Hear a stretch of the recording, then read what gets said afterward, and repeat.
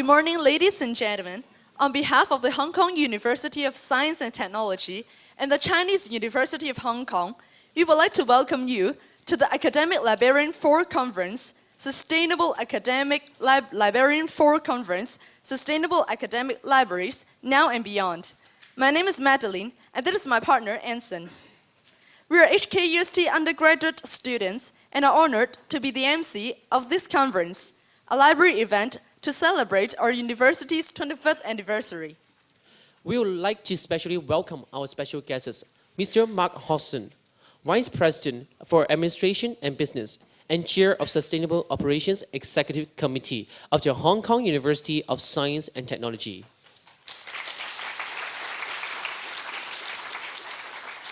Before we get started, I have a few announcements.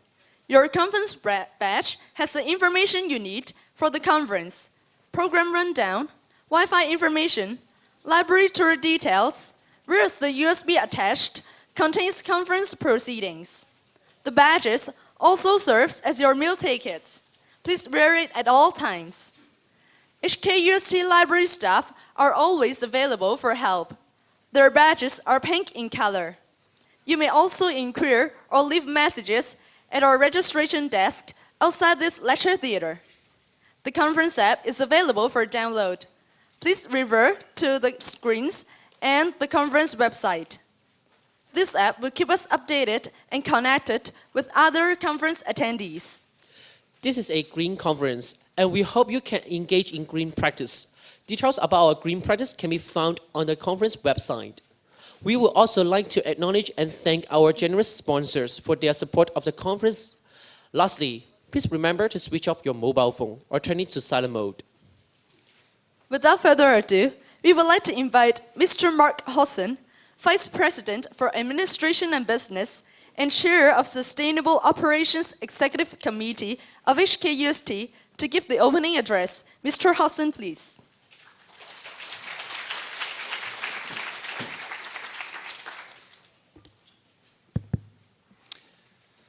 Well, ladies and gentlemen, the first thing I'd like to do is welcome you all to this conference, especially those visitors from overseas. I understand there are over 300 participants from 11 countries across a number of main regions, North America, Europe, Middle East, as well as Asia. And I think that's an excellent turnout for this great event. I also think it's a wonderful demonstration of how sustainability is a unifying global objective. If this is your first visit to the campus, we would hope that you take inspiration from our wonderful setting. We certainly do.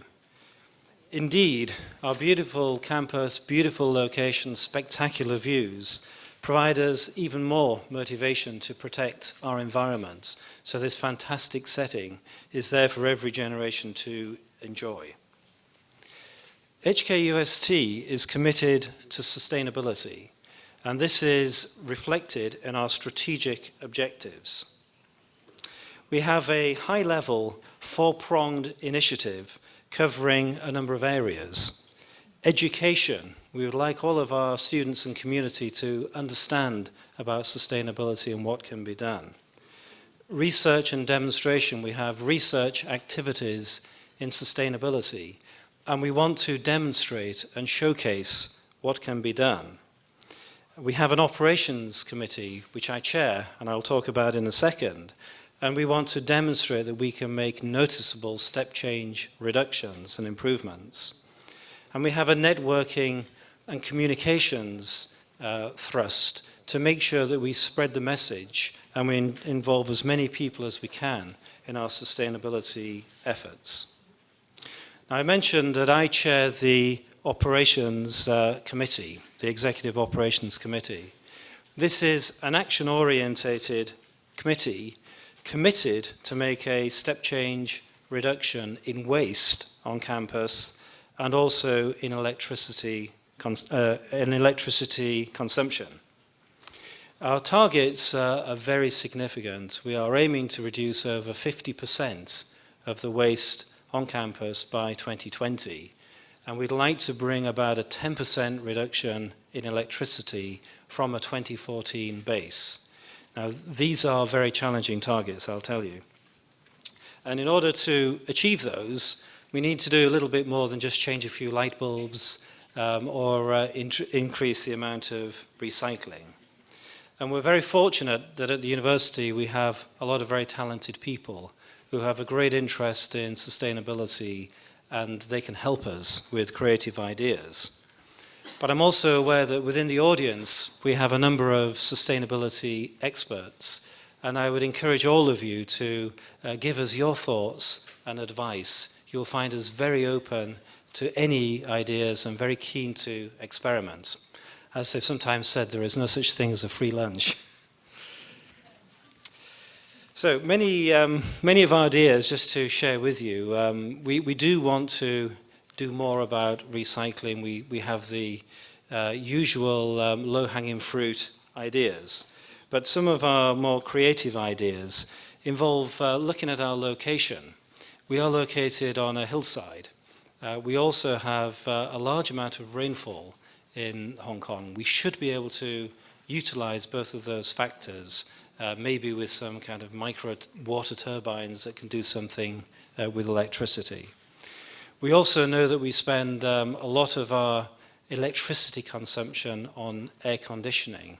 We air condition in the winter, mainly motivated by dehumidifying. And again, is air conditioning the best way to dehumidify? I'm sure there are many people in the audience who would have a view on that. So these are just some examples of the more challenging aspects of trying to bring about the reductions that we have in mind. Many of you will know the history of our university. We were founded 25 years ago, and in that short time we have grown to be a highly respected research university, consistently ranking in the top 50 universities globally. When the campus was designed, the focus was on creating space where students and scholars from around the world could thrive. We've got great lecture theatres, great labs, and a world-class library, which I'm sure you're going to see during this conference. However, 25 to 30 years ago, the designs for great facilities didn't necessarily embrace sustainable facilities. So we've been doing quite a lot of work ever since to try and address that and make things more sustainable. The library is a really good example of the things that we have done. You'll see that the library has embraced many energy-reducing features, such as occupancy sensors for lighting. The library's also been at the forefront of reducing paper, increasing recycling, particularly the old carpets that we had in the library when we refurbished the library. We've also reckoned that making great use of space is in itself sustainable. So you will see that in the library there's a lot of collapsible shelving to increase the amount of space. And generally, we've designed everything so that we make the maximum use of the natural light, the open spaces, and the spectacular view. Having facilities to inspire people is sustainable as well, we believe. So I really hope you enjoy the conference today. I know you've got an action-packed agenda. It's going to be very stimulating, very challenging. As with all conferences, we encourage as much two-way participation as we can get. I'd like to thank the organizing committee for this event, who have gone to great lengths to create an environmentally friendly event. And that's one of the things that we are trying to encourage for all of our conferences at the university. There are a number of design aspects of this conference, including making sure that all the food waste is zeroed by taking food away. I can share with you that when we've analysed the waste at the university, a huge proportion of waste comes from food waste. And that's one of our big areas areas to address in some of our initiatives. So at this point, I'd like to finish. I'd like to wish you a great, challenging, successful 2 days, and hope everybody gets something very positive out of it. Thank you. Thank you, Mr. Hosson. Now, we would like to specially welcome Professor Michael Hui, Pro-Vice Chancellor and Vice President, and charmingly Professor of Marketing of the Chinese University of Hong Kong.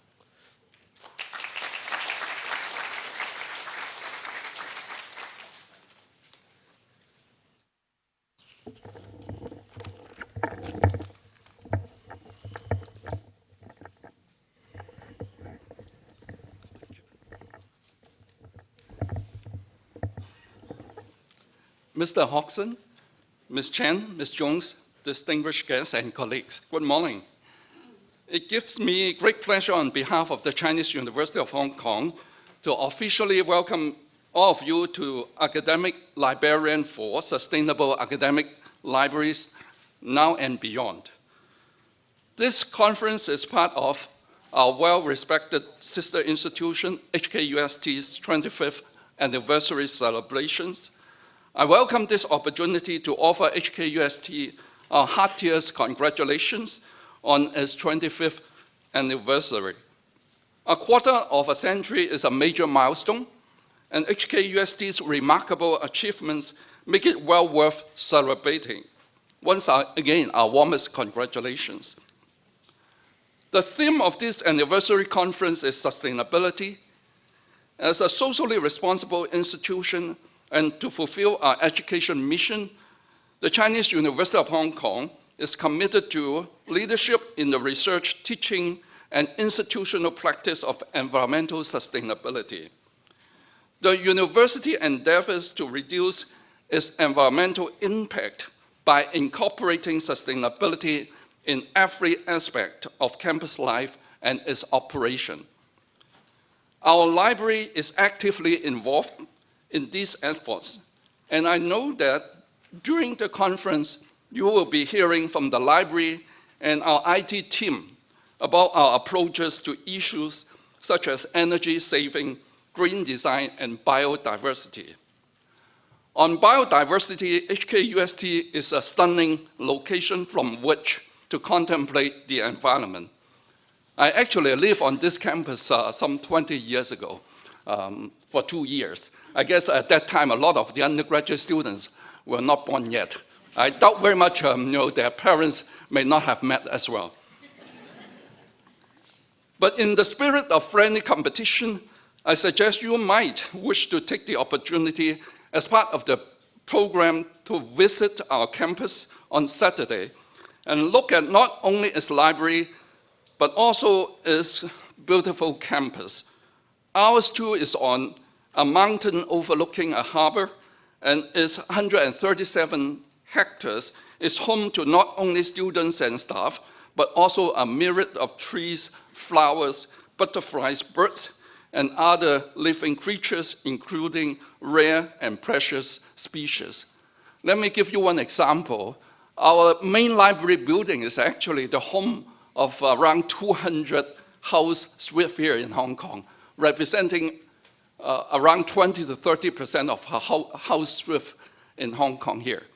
And what is unique with this house swift in Hong Kong is that they are born without a pair of feet. So either they have to stay in the nest, which are attached to the exterior wall of our library building, or once they are out of the nest, they have to keep on flying. So when you are approaching our library building, what you can see is that always a flock of birds flying in and out from our library. So, and this has been a scenery down deep in the mind of our, our staff members, students, and alumni. And that's why a few years ago, when we planned for the construction of our library extension, we were very cautious. We actually invite an expert to advise us on how to minimize the impact of the project on the life of these special tenants of our library building. And also we felt really relieved when the project was completed. We found the swift were still there. You might also like to visit our Jockey Club Museum of Climate Change, the first of its kind in the world. As a university, teaching and community outreach on sustainability issues is a core mission. I'm positive that with so many eminent librarians from around the world here for the next 2 days, You will have plenty of opportunity for dialogue and exchange of experience on this topic that is important to us all. Congratulations on this conference, on this anniversary, and I trust that you will enjoy your time in Hong Kong. Thank you very much. Thank you, Professor Hui. Now, we would like to invite the co-chair of the AL4 Organizing Committee, Ms. Louise Jones, to give a welcome remark. Ms. Jones is the University Librarian of CUHK.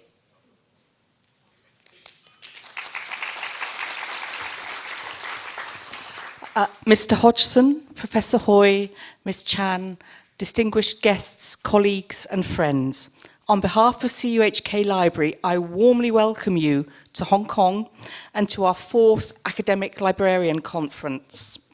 When Diana first suggested that we jointly organise a conference as part of Hong Kong UST's 25th anniversary celebrations, I was more than happy to work with her and her team. After only 25 years, Hong Kong UST has an enviable reputation for its research and teaching, but also for its library, who've contributed so much to this reputation. So I would really like to echo Professor Hui and congratulate Hong Kong UST and all its staff, and particularly its library, on the 25th anniversary. The Academic Librarian Conference series isn't quite 25 years old. It is, in fact, almost 10 years old, and I must pay tribute to my predecessor, Dr. Colin Story, for initiating the series. The first Academic Librarian Conference was held in 2007 at CUHK. Some of you may remember it. And it had the theme of Dinosaur or Phoenix, Die or Fly in Library Change Management. And then in 2010, there was a second conference jointly with Polytechnic University, another university here in Hong Kong. And the theme was Singing in the Rain, Future Possibilities. Now, we have fantastic weather today, but if you're in Hong Kong where there's black rain, you'll know that singing in the rain is quite challenging. The last conference was AL3, and that was the yin and yang of collaboration and competition, and it was held at CUHK in 2013 as part of CUHK's 50th anniversary celebrations.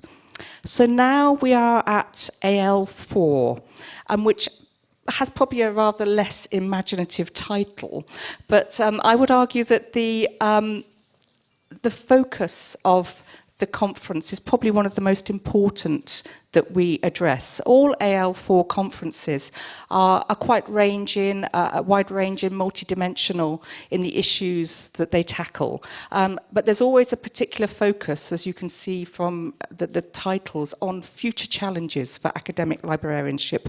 So sustainable development is probably the biggest challenge facing our profession, and no library can isolate itself from the environment and from its community. Professor Hui mentioned the Jockey Club Museum of Climate Change at CUHK, and its motto is Think Global, Act Local.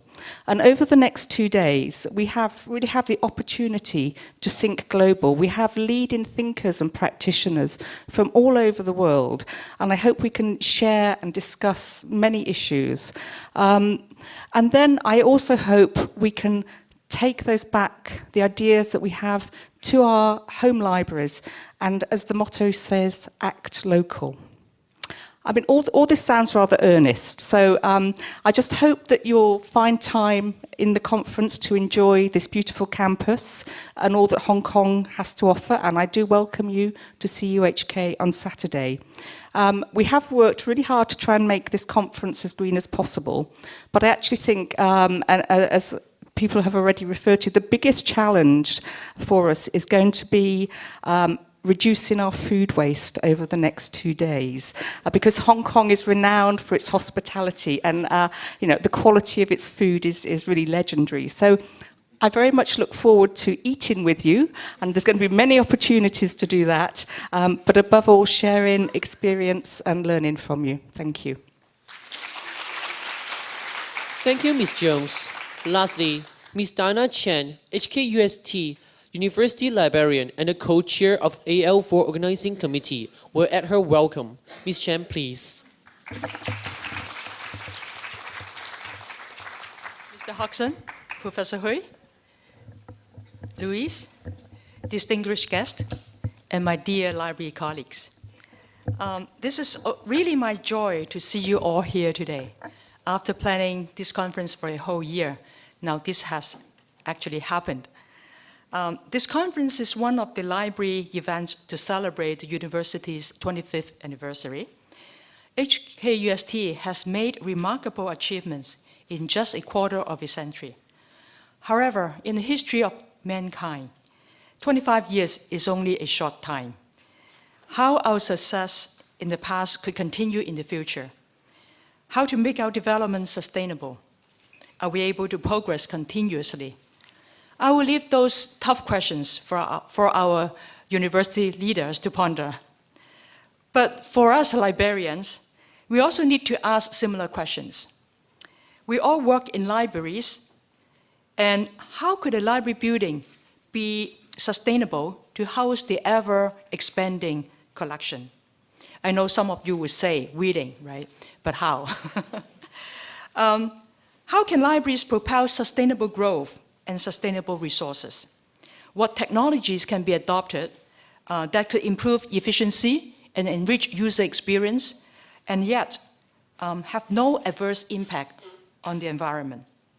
This conference on sustainable academic libraries addresses the multi-dimensional issues of sustainability. And how do academic libraries drive sustainability in their innovations and day-to-day operations? What are the best practices and emerging trends?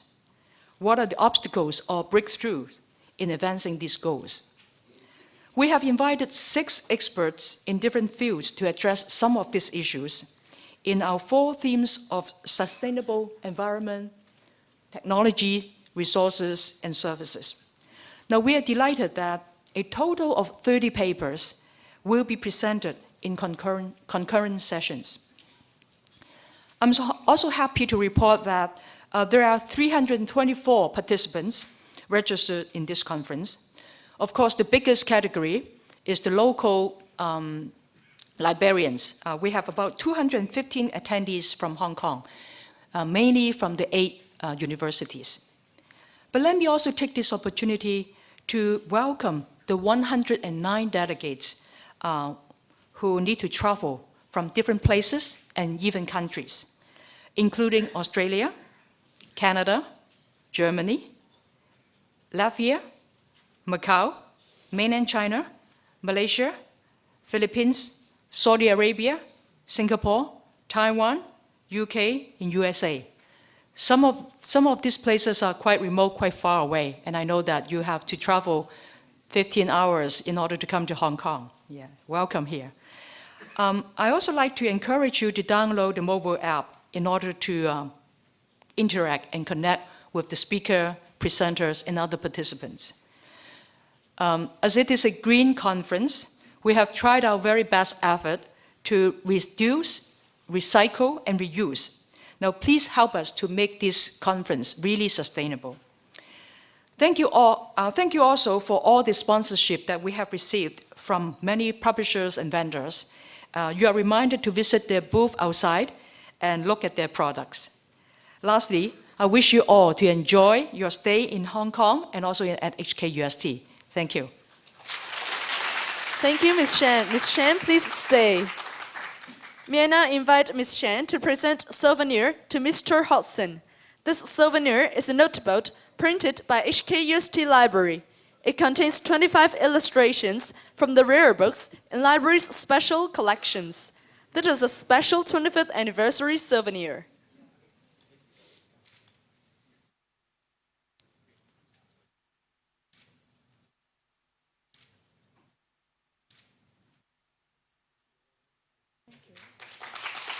Thank you, Mr. Hodgson and Ms. Chen.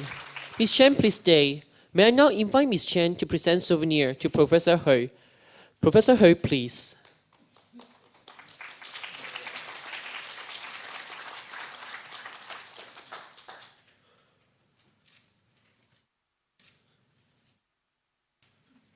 Thank you, Ms. Chen and Professor Hui. Thank you all. We now come to our first keynote presentation. May I invite Dr. Shirley Wong, University Librarian of Pao Yu Kong Library at the Hong Kong Polytechnic University, to introduce our keynote speaker. Dr. Wong, please. Good morning, everyone. I'm Dr. Shirley Wong, University Librarian of the Hong Kong Polytechnic University. I'm honored to chair this section on sustainable environment. Our keynote speaker this morning is Madeline Chani, a research and liaison services librarian, University of Massachusetts, Amherst.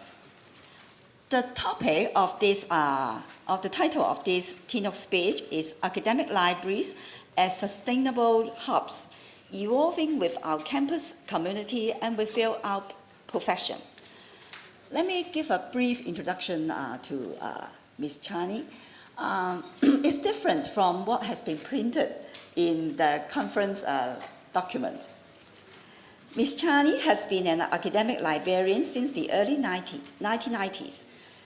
Merging her library career with sustainability, she studied permaculture in a village in Scotland, helped run an organic farm in Israel, worked as a solo librarian at a farm institute, and get a second master's degree in landscape design and planning. At the UMass Amherst Libraries, she's the liaison for landscape architecture, agriculture, and sustainability across the curriculum. Madeline is also a co-founder of SustainRT, a new group under the American Library Association. The title of her talk this morning is Academic Libraries as Sustainable Hubs, Evolving with Our Campus Community and Within Our Profession. During her talk this morning, she will invite each of us to consider our role in reimagining our workplace and the world through the lens of librarianship. Please help me welcome Ms. Chani. Good morning. I'm so honored to be here today. I came a long way, as was said earlier, more than 15 hours. It was a full 24 hours. But I feel rested, and I'm really happy to be able to speak with you right at the beginning while you're all fresh.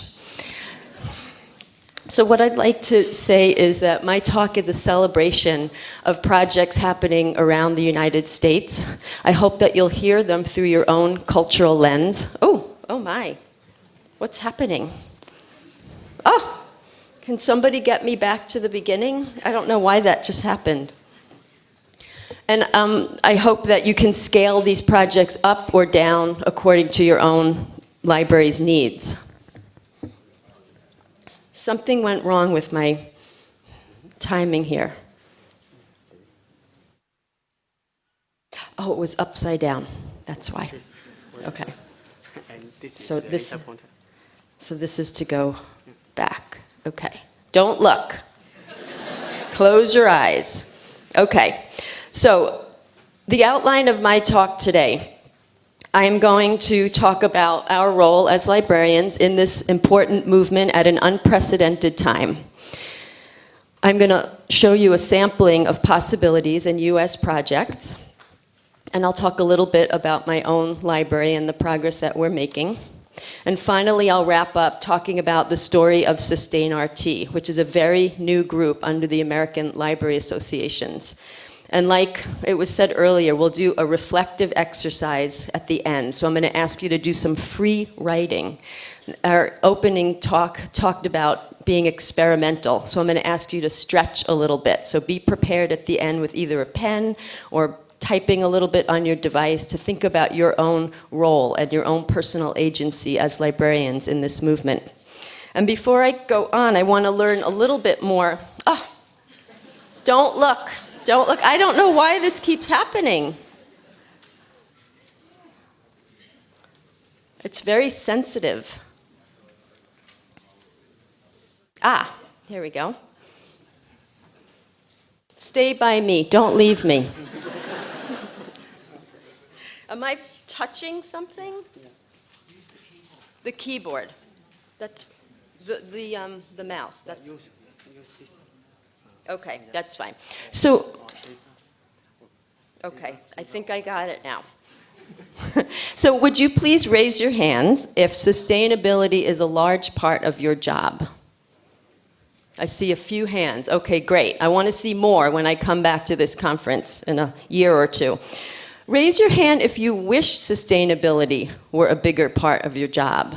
Are you hoping to do more around this? Okay.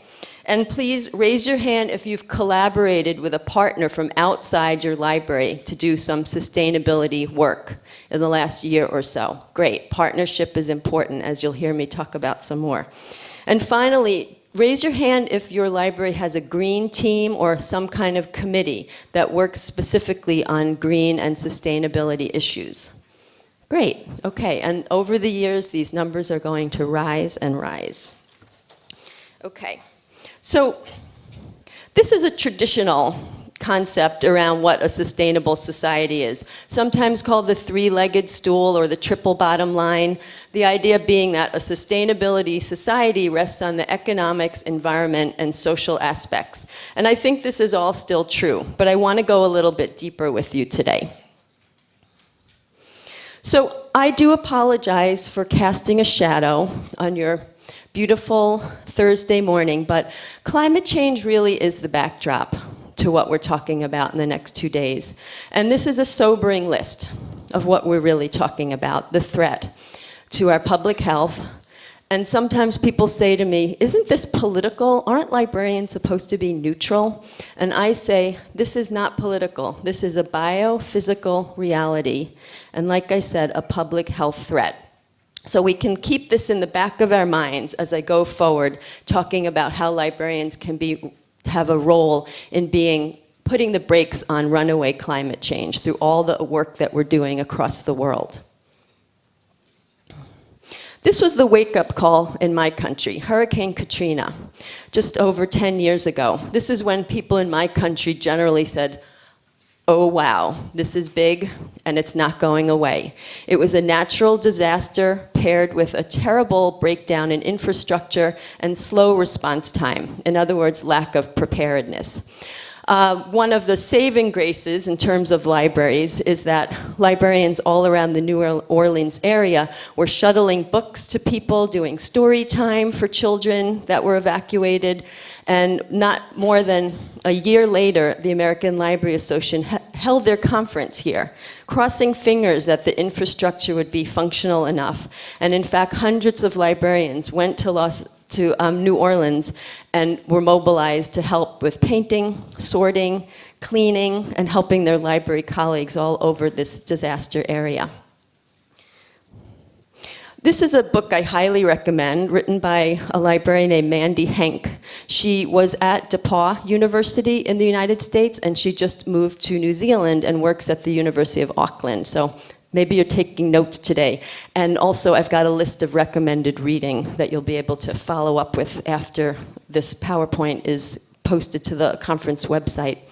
Mandy says, just like the information revolution rapidly swept through libraries, the sustainability revolution must sweep through faster than we think we can stand it. And I believe that we are up to the task. We're built for this kind of work. We're agents of change. We're good at change making and weathering all sorts of changes. So here's where I want to go deeper. The traditional word that we use is sustainability, which really in essence means to endure, to stay at the level that we're at. It's not enough. We can also talk a little deeper about resilience, which means bouncing back after disruption. Let's go yet deeper. I want to make a case for being regenerative, that the projects and the work that we do as librarians across the globe are life-giving. They're experimental, they're new.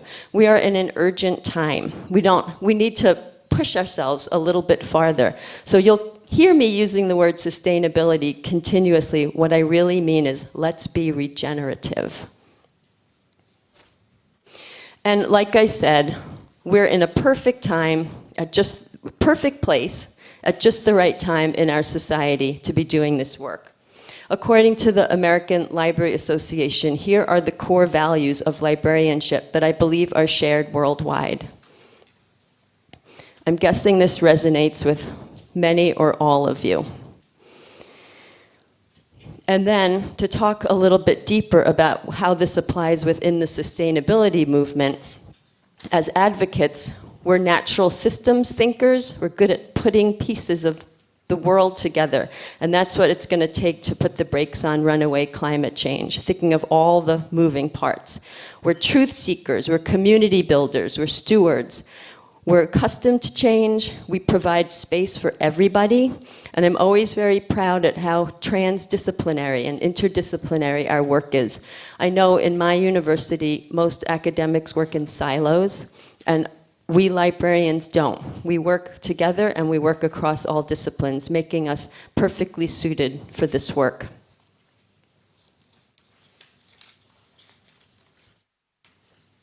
And we're not alone. We have many partners that we're either working with already or are potentially working with us. So when I say departments, for example, think outside the box, not just the sciences. Think of the arts, religion, psychology, all the different people that care about these issues like we do. Look at how dining is working on your campus. Can you partner with your sustainability managers? How about counselors for career counselors, green jobs, behavioral counselors? Some of these issues are sensitive. As you'll see, we had a discussion series about climate change in my library. I invited our counselors to be there just as support. There's really a limitless number of people that you can be working with to share this task at hand. And of course, our local libraries. So what can we do institutionally wide? And this is where I'm going to purposely shower you with ideas. I'm going to move quickly because I don't have a lot of time. And you can use these ideas, taking notes, and maybe at the end when we do our reflective exercise, you can have picked one or two or three and think about how you're going to get started. Like I said, this is an urgent, unprecedented time. We can't wait anymore. We have to do this work now. So join a campus sustainability committee. Now saying that, I also realize most of us work in a hierarchy. It's not possible for all of us to work at this level, but inquire. And if that's not possible, or even if it is, find out when the open meetings are. Ask questions and identify yourself as, hello, I'm from the library and I'd like to know this, so that your campus gets accustomed to hearing the voice of librarians at the table.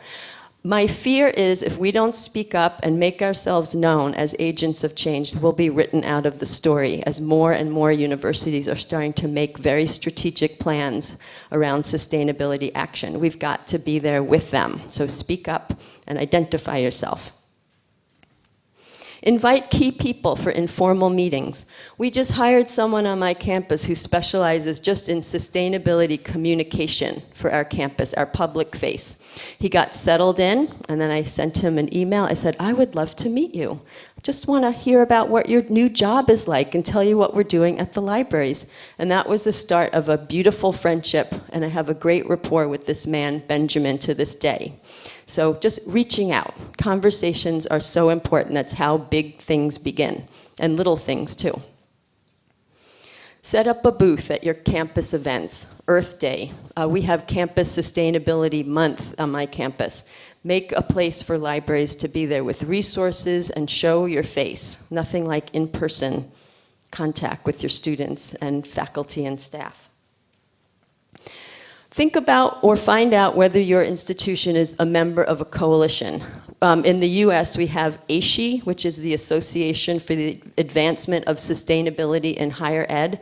And I'm just starting to learn and explore. I've read a little now about in Asia, you have ProsperNet. And in Europe, there's the Copernicus Alliance and other groups like that. Where's the place for the library there? I know I went to the ASHE conference in 2011, and people looked at me and said, why are you here? I don't understand why a librarian is at a sustainability conference. Fast forward a few years and they said, oh, greetings. I work with my librarian all the time. So we have to show up for these conferences and make use of their resources and help promote them as a part of a suite of how people can do research. And finally, find out whether your president of your university has signed a climate commitment. I know many countries have signed the Talwar Declaration. In the US, we have the second nature commitment. So if people say to one another, to each other, but sustainability isn't part of my job, read the commitment. If your president has signed this, it is part of your job. You have a mandate to help fulfill your university's mission in reducing your your carbon footprint and making a greener campus. So let's move on to library buildings. Bunches of ideas, I'm just throwing them out, it's not exhaustive. Contemplative space. Smith College Library, and in my state of Massachusetts, is building a brand new multi-million-dollar library designed by Maya Lin, a world-class designer. She's making a contemplative space for students to just be unplugged and rest. On my campus, I'm part of a contemplative pedagogy group. Don't look, close your eyes again. I don't know, why is that happening? Help me, friend, come back here. I didn't touch it, I don't know why it does that. Back a little more.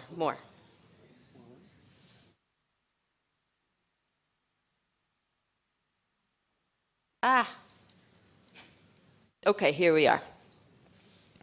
Thank you, pardon me. Make a place for students to unplug. We're constantly feeding them information, and you wonder, how can they absorb it all? Grow the container. Give them places to go where they can relax and be quiet.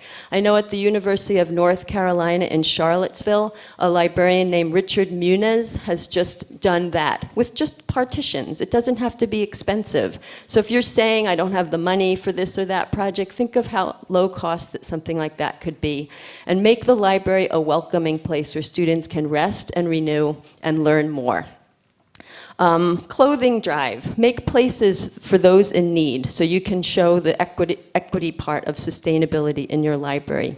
Has anybody used Better World Books? You can ship your withdrawn materials to developing countries.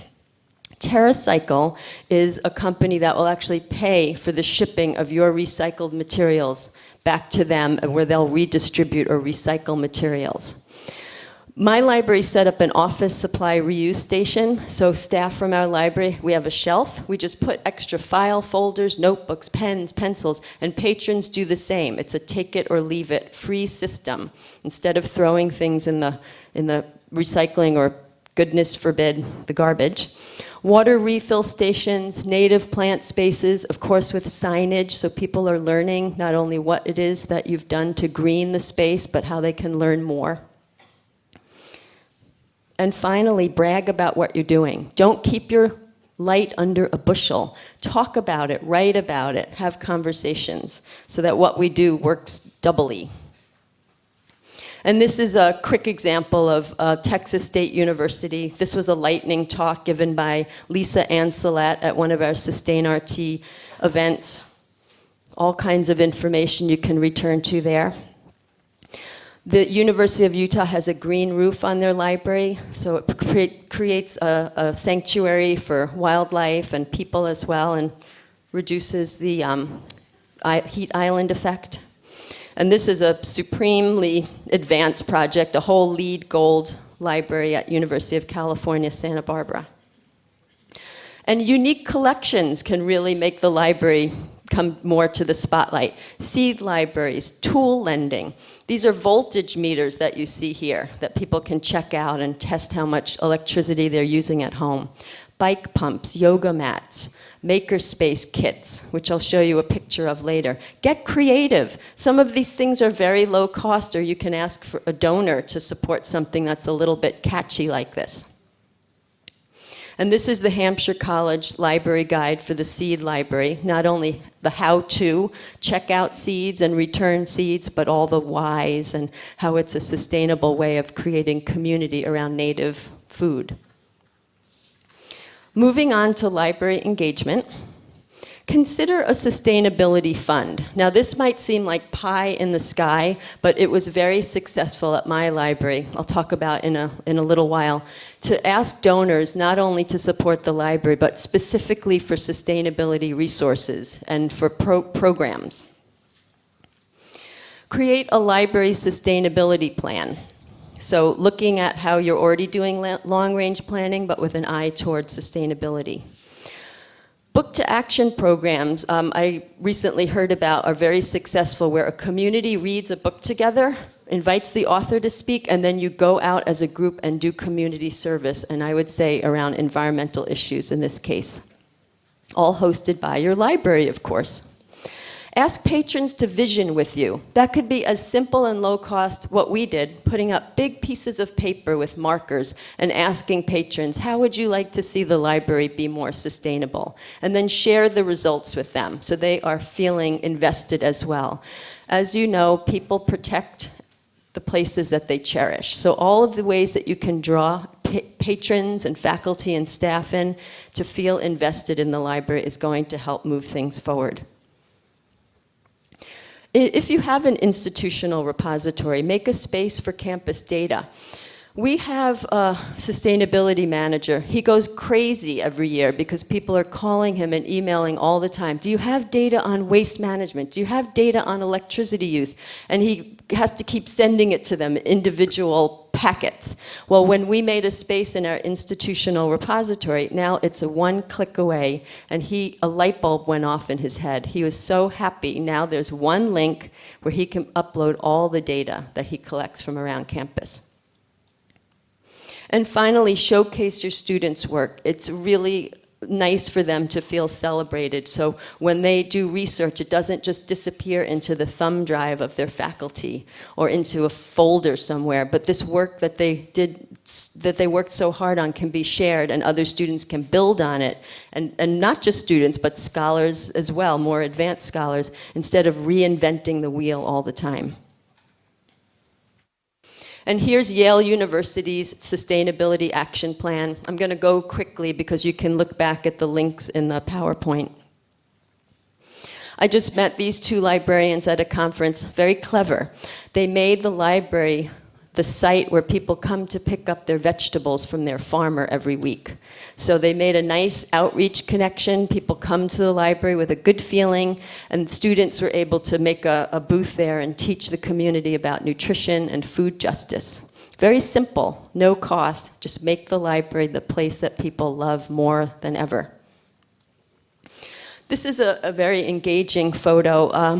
In Amherst College, which is right in the town where I work, down the road, there was a rally around racism on campus, and the students chose the library where they felt so at home to do a sit-in. They actually slept there for 4 nights to protest and to say that they wanted more racial equity on their campus, and the librarians sprang to action, supporting them, staying there, checking books out, making sure everybody was comfortable for 4 days. So libraries as sense of place. Let's talk about how we interact with one another. Identify passions, goals, and the potential impact. If you don't feel ready to make a big plan, pilot something. I'm a big fan of the pilot. Let's give it a try. Make it just a small ask, and then see how well it does and keep building on that. Write a collection development policy, and I'll show you in a moment. University of Utah did a beautiful job kind of navigating the tricky territory of all the ways we have pots of money to develop our collections, but sustainability topics are so interdisciplinary, it gets a little bit touchy. Whose money is going to pay for that? Because it's in the sciences, but it's part of history, and it's also part of psychology, for instance. So just look at that as a model. When you do have successes, co-present so everybody in your library knows what's happening.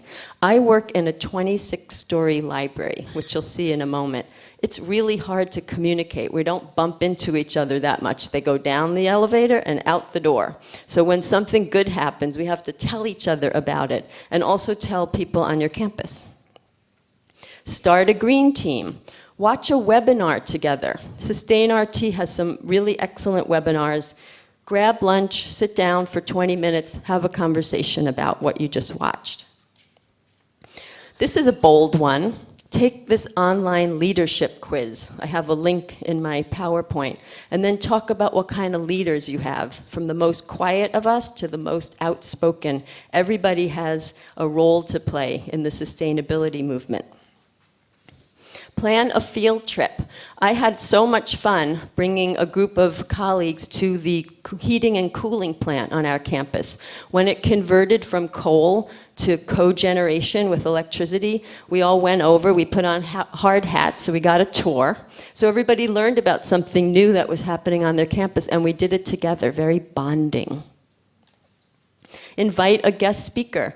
My colleagues hear me talk about this stuff a lot. I'm very passionate, and I think sometimes maybe sound like a broken record, but it was more meaningful when I invited an environmental science professor to talk with the library and really celebrate what great work we're doing, and again, how interdisciplinary we are. So bring other people in to kind of be part of the chorus. Here's Utah's sustainability collection policy. Take a look at that. I highly recommend it. University of Michigan has a very robust green team. I'm going to do some name dropping too. This is Marcia Bailey that was behind this, if you want to look people up. And ask for help from one another. This builds capacity, and it moves toward integrating sustainability into our job descriptions. The more we do this, the more we can justify, this is part of my job. This is part of my university's mission. So what can we do in our home countries? We organized webinars to create SustainRT. I'm going to suggest you think about doing the same. Someone I know just did a webinar through Google Hangout with 250 people. She said the technology was completely smooth, no problem. It's free. Hold a tweet up. We did a really exciting conversation between SustainRT and ProjectARCC, all for free, and then we archived the whole thing on Storify. Think about or find out what's happening in your associations on the local, regional, and national level, and what's not happening, and see where there's some leverage points. We're thinking a lot in SustainRT about how we can integrate sustainability into our library curriculum. Maybe you want to ask those same questions. What are they teaching our library school students, and how can they get on board before they even graduate? And finally, again, writing about these things. So maybe think of your association's publications or your campus publication. How can you highlight the work that you're doing? Here's Rebecca Smith-Aldrich. She's on the board of SustainRT. She's writing a 6-part series for Library Journal about sustainability. Here's ProjectARCC. This is a 1-year-old project. It was born on Earth Day last year. An archivist named Casey Davis at WGBH in Boston Television Radio started this to bring archivists into this whole movement. And what can we do in between our different countries? I'll make some recommendations. If you would like to subscribe to the Green Schools listserv, I find it very useful. I think I'm one of few librarians, but I love to sort of lurk and see what's happening around the world, mostly the US, but I do see some international postings. IFLA is the International Federation of Library Associations. They have a special interest group called NSULIB, Environmental Sustainability and Libraries. And a little later this morning, Petra Hauke will talk about it in her session, and you can hear more about how we can work together across countries. Going Green at Your Library blog is what I know of as the oldest sustainability communication. It was created and maintained by Beth Feilar-Williams at the Oregon State University. And I'll make another plug for SustainRT. Even if you're not an official member, check out our Facebook, Twitter, and blog.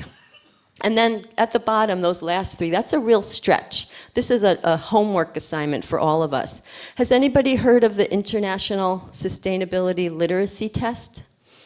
It's new to me too, but I want to see how libraries can help to administer this and get some baseline data across campus of what students already know about sustainability. Wouldn't it be great if librarians were part of that effort? The International Sustainable Campus Network has a conference in a different site around the world. Has anybody ever been to it? I was very happy to be able to go when it came to Boston, Massachusetts 2 years ago, and I was the only librarian there. I would like to see that change. Next time, meet me there. And finally, the 17 Sustainable Development Goals that the UN just released the end of last year. I don't know much about it myself, but again, IFLA is doing a lot of work around this, and I just noticed a posting on Facebook that librarians in Lisbon, Portugal, are starting to take a very careful look at this and how we can apply these goals, and a lot of them have to do with education, ending poverty, creating more peaceful and just societies. Again, all things that we're already doing. We're very good at this and been doing them for eons, but we have a PR problem, a public relations problem. We have to show the world our value and how we can be of assistance, and not only that, vital to this movement of regenerative society. Here's my campus. There's my big tower library I mentioned. We're deeply committed to sustainability. Our motto on the right-hand side, learn it, live it, lead it. We have over 300 sustainability courses. We have programs such as sustainable food and farming. We just launched a new School of Earth and Sustainability. It's just growing and growing, and the library has a lot of good challenges to keep up with supporting it. We had a fund, or we have a very robust fund. As I said, when you reach out to donors, ask a second time and see if they might support things like green practices. We funded this small e-waste recycling center. I'm really proud to say that every floor of our tower is part of the Green Office programs around waste reduction and energy conservation. We have a 24-hour cafe with organic food and compostable utensils. We invited many speakers to come. On the left-hand side is Robert Bullock, considered the father of environmental justice. We had Josh Fox, who produced the movie Gaslands. That's Jonathan Bloom, who's a food waste expert. And all these, or most of these things, were in partnership with Earth Day and were held at the library most of the time. So again, creating that cherished place where students are learning about these important issues. This was so fun. I had a publisher approach me and say, we have limitless amounts of this sustainability world source book. Would you like any? I said, send me 500 copies. And then this new climate group, the Climateers, were our partners in handing them out to everybody that walked through or passed the library. It was such a feel-good event. Everybody was winning that day. The fund also makes possible this mini grant project. So each of these 10 faculty a year get $1,000 as an incentive to augment or add sustainability to their courses. And what's most exciting to us is that over the past 3 years, we've had faculty from 18 different disciplines. And it really is amazing to all of us because they're never in the same room together talking about their teaching. You have the historian chatting with the chemist, talking with the Judaic studies professor. And it's just such a rich conversation. And over the 3 years, over 1,500 students were touched just to begin, and then they'll continue with those courses. They also get to play a little bit. This is a maker space that I have in a big suitcase, and you dump it on the table. And I ask them the question, how would you like to build a more sustainable campus? And then they just have fun creating these little scenarios and talking about it. So it was a short exercise, but it really gets people's creative juices flowing. And it's not often that they get to really have fun together. And also we start off every year with a bicycle tour. So they go around together and see all the sustainability sites, our rain garden, our green roof, our sustainable food garden, and our giveaway for furniture that at the end of the year, instead of throwing it in dumpsters, students bring all their furniture that they don't need anymore, and then it gets sold back in the fall to students. We also have a research award for undergraduates, and what's exciting about that is that it's tied to a course, and they have to write an essay about how they use the library to do their research. So what keywords did they use? Which databases? Which librarians did they speak with? And then the winning work is showcased in our institutional repository. Here's our institutional repository. Like I said, lots of data, reports, faculty sharing syllabi. Now I'm going to talk about 2 events. These are no-cost events. The Human Library is an international project. Has anybody ever heard of it? It is such a beautiful experience. All it is people talking to one another. 10 minutes left, thank you. So you come and you check out a living book. And we chose people from around our campus community that have an interesting story to tell. Maybe an unusual job, or maybe they're living with a particular issue. Somebody with cerebral palsy talked about their experience. Somebody with attention deficit disorder. We had somebody who is a rabbi. We had somebody who's a belly dancer. So all these interesting people that you would get to just have a conversation with and appreciate one another and think about a more diverse world and understanding and appreciating the people that you live and work with every day and study with on our campus. And finally, I want to talk a moment about this series that we did this year. It started out as a pilot, and the third time we were wrapping it up, a psychology professor said, "Don't stop. I will help you. This is important." Because while we recognize our campus does such an excellent job teaching about climate change, the facts, the science, the policy, the statistics, nobody is talking about how we feel about this extremely important time in our world. And really, it can't go ignored. It needs to be addressed on some level. So we met about 6 or 7 times throughout the year.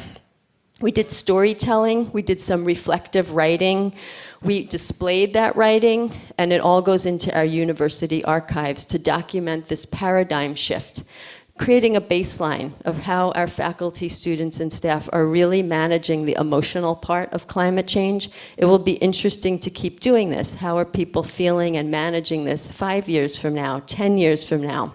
You get the idea.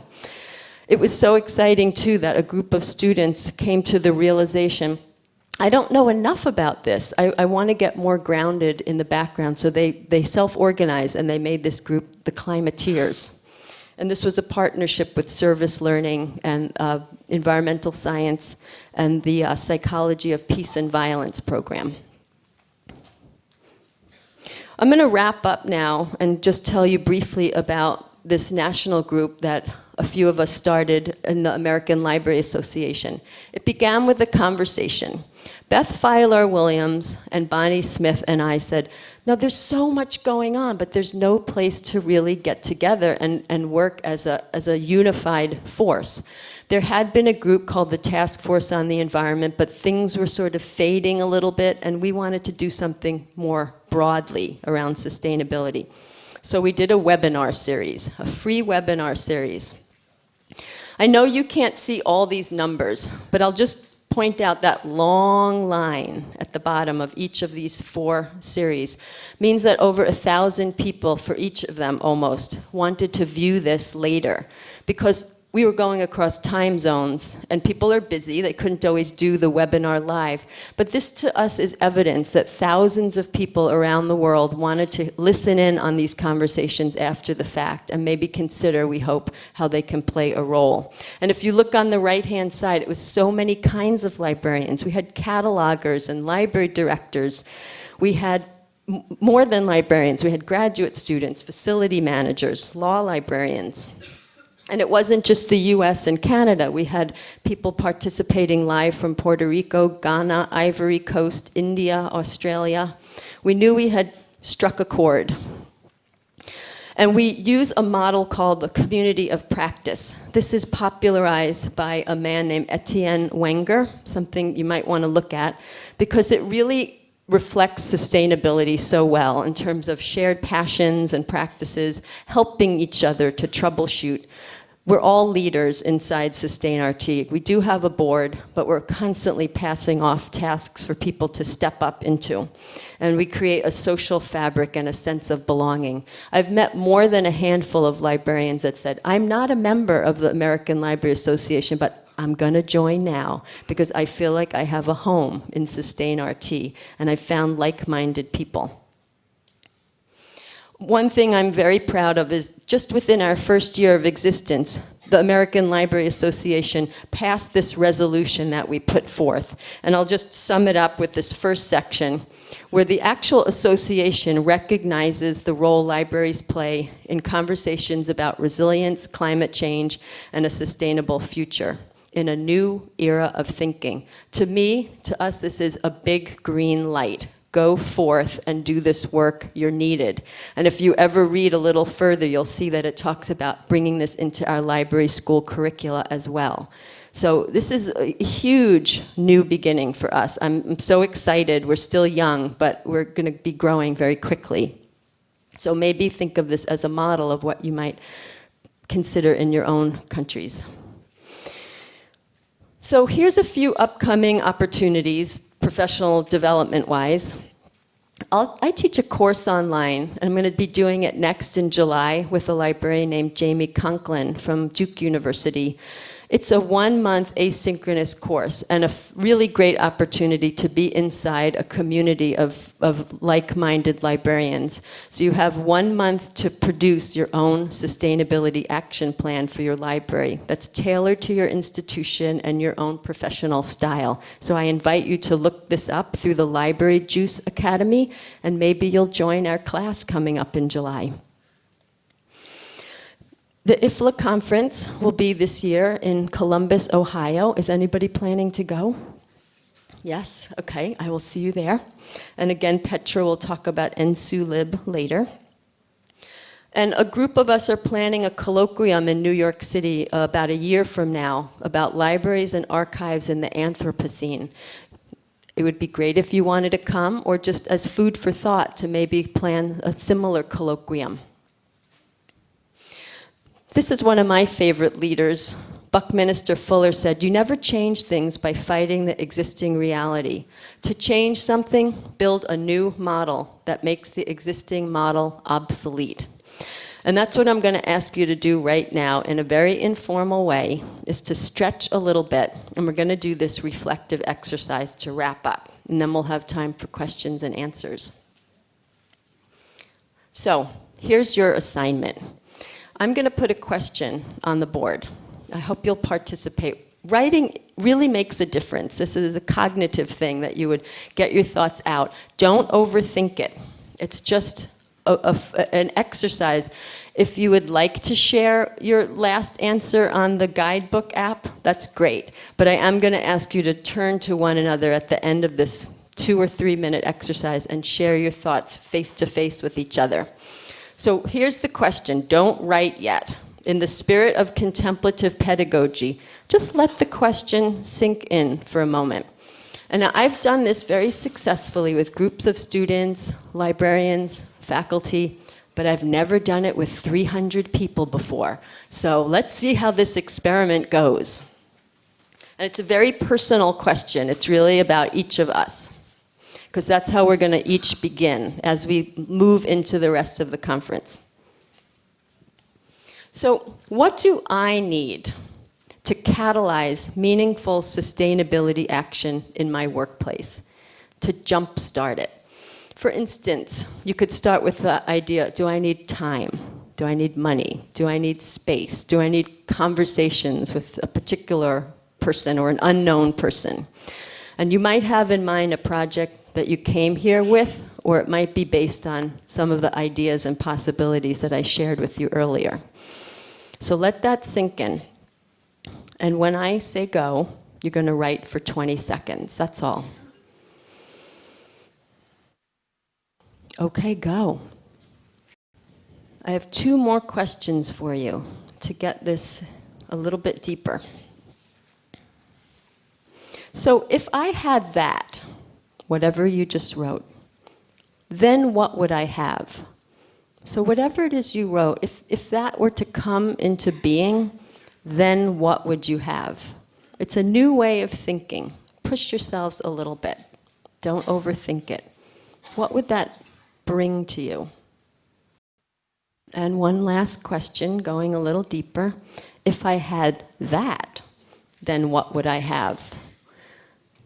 Just take it another step closer to distilling this piece of important information about what you need. This is the nugget that you're going to walk away with and share with each other in a moment. Okay, now turn to a partner on one side or the other of you. If you're comfortable, I invite you to share what was your final distilled nugget that you can take with you, a sort of mini mantra. It can be poetic, it can be practical. Wow, there's a lot of nuggets out there. Oh, I like this crowd. You have a lot to say. There's laughing, there's connecting. Okay.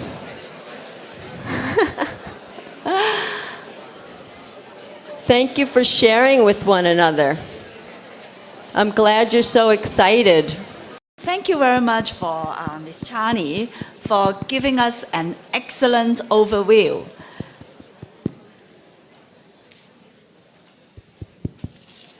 Would you like to join me to thank Ms. Chani for giving us an excellent overview?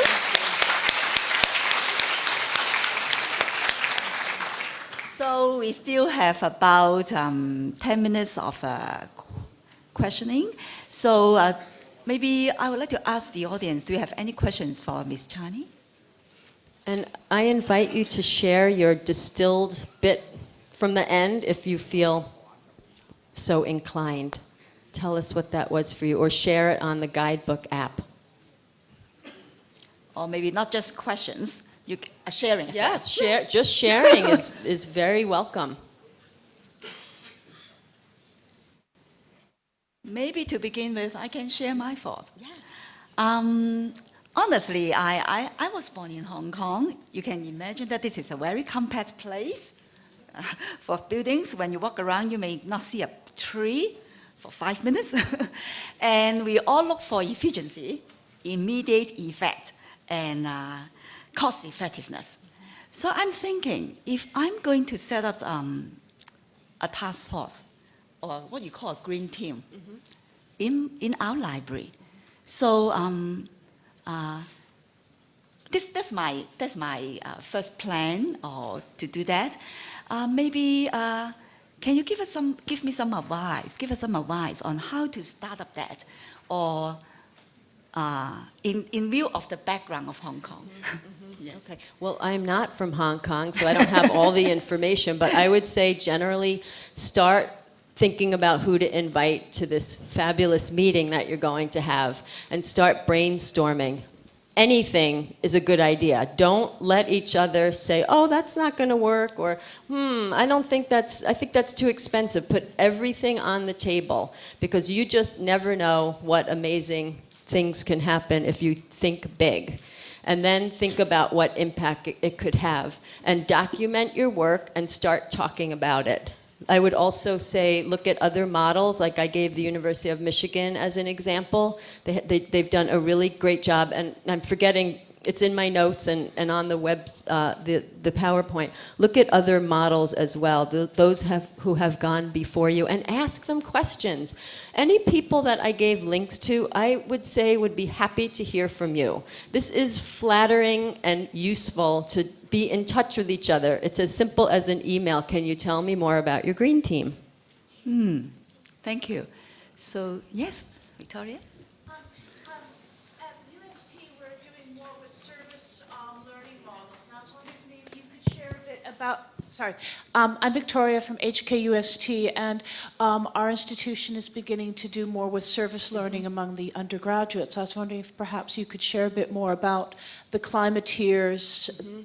Are they the only group you have on campus doing this, or how the library has partnered with them for service learning? Okay.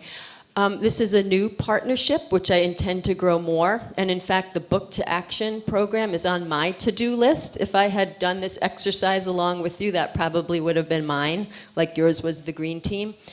We have the Climateers, who it came into existence through that library experience. And it was interesting, too, because I'll give the example of the Amherst College Library, where they did such great support around the students that were rallying about racism. You can make lib guides, for instance, library guides. So when there is a service project, you're showing them, guiding them toward library resources, very important, so that when they start doing their work and becoming the activists and writers and agitators that you want them to bring these messages out into the world, they're backed up with good and strong research methods. And so making the library a place that they think to come to for when they're doing the work around their projects out in the community. I hope that answers part of your question. Yeah, thank you. And also, there's a great book called Information Literacy and Social Justice.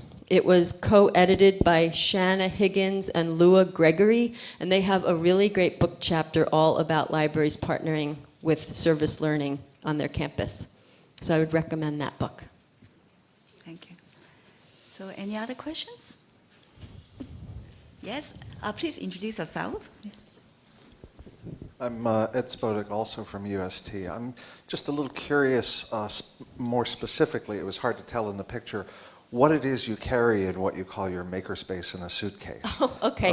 Well, I didn't invent that. It's an urban planner from Los Angeles named James Rojas, and I did a workshop with him at a public library in a very socially, economically challenged community. He brought us together and said, let's think about revisioning Holyoke. And then we went to a table about as big as this, filled with things, and he had us building bridges and waterways and buildings using small objects. It's just a prompt, and it really is a fun way for people to have a question in mind, and instead of the usual intellectual writing about something or just talking, it's actually doing. So it's engaging both parts of your brain. It costs nothing. I just collected these things and put them in this big rolling suitcase, and people just get such a kick out of it. Any of you could be doing it. And I also make it available to the community. It sits in my area in the library, and people come and check it out. I've had an English professor take it recently, and she used it for writing prompts. So you can think of it as part of like a unique collection. So look up James Rojas, R-O-J-A-S. Thank you. Yes, Peter?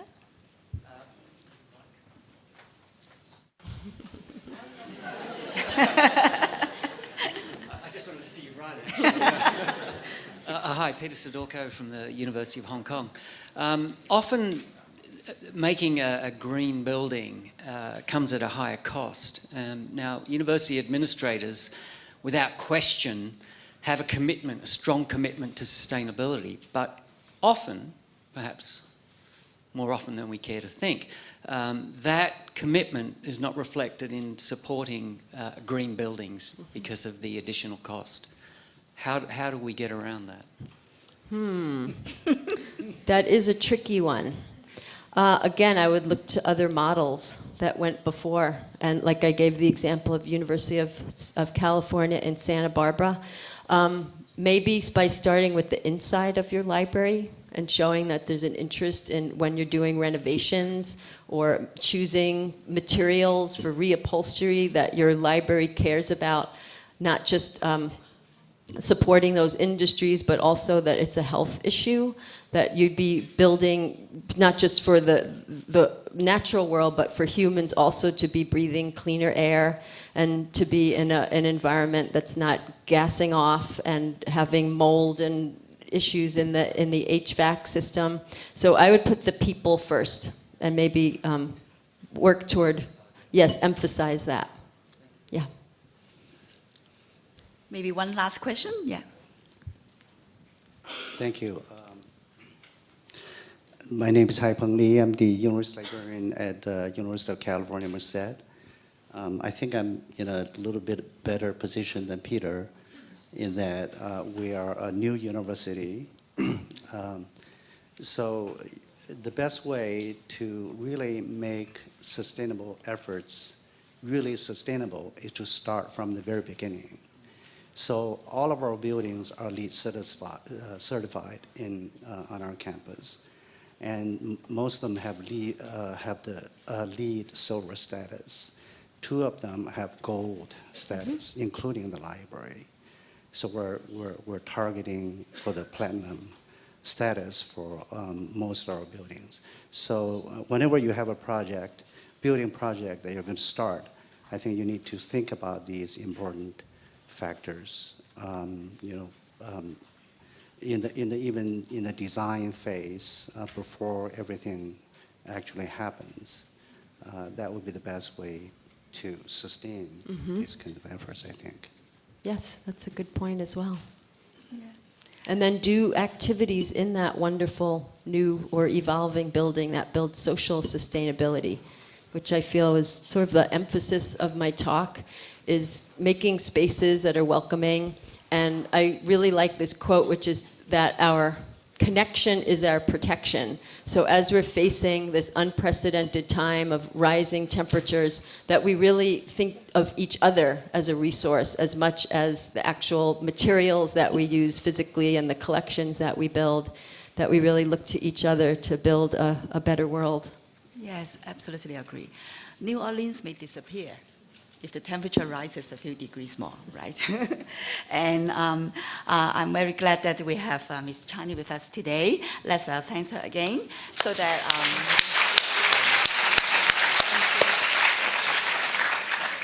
I have a plan that we should make ourselves librarians as an agent of change. Yes. Right. Just now, this is your quote. I quote directly from you. Please keep re-quoting that. Yes, it's an agent of change to promote sustainability. I think this is the aim of this conference as well. So thanks again. Thank you, Dr. Wong and Ms. Charney. It's time for giving out souvenirs. May I now invite Dr. Wong to present a souvenir to Ms. Charney, please.